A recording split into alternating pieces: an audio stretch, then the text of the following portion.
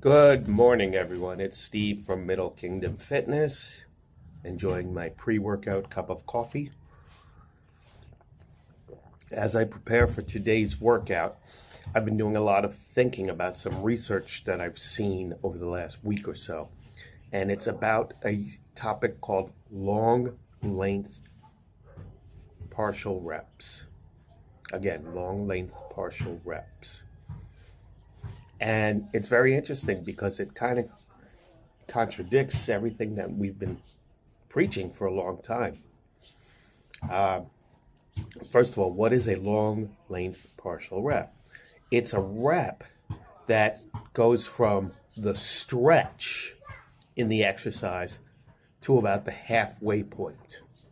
So in most cases, let's say we're doing a bicep curl, it's at the beginning of the movement coming up towards the middle. And let me back it up with the studies. And let me just say this. Let me get this out in the open. I'm just sharing information with you. I'm not saying that you try it. I haven't tried it yet, but I do find it fascinating. When they compared,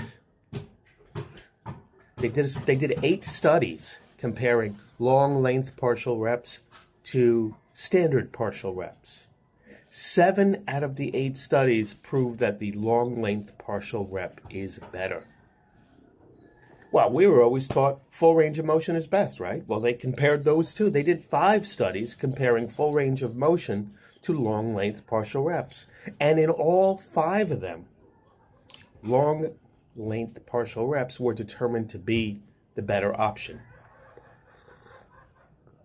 So basically, according to these studies, we have to revisit the entire way we've been training. I did feel that full range of motion sometimes allowed for a break in continuous tension. And perhaps because the weight is too heavy, where I'm taking a rest at the bottom instead of stopping myself just short of it, which really should be true range of motion. But it's just very interesting. Everyone always said, do your full range of motion, and then if you need to at the end, do some standard partial reps. But here, these studies are suggesting that you should do the long length partial reps, not after the fact, but as the movement of the exercise itself. Now, as much as I hate to give people credit, who I don't agree with, Cali Muscle said this years ago. Rich Piana said this too. I blew it off, but I guess it's true. Even a broken clock is right twice a day. So that's why it's important to have an open mind, keep your eyes and ears open, listen to what's being said, consult the research. But ultimately, the decision's yours.